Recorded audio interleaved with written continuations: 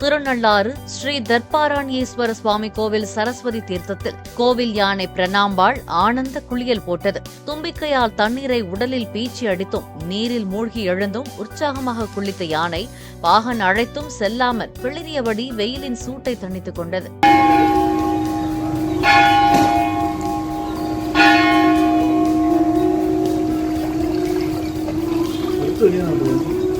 이제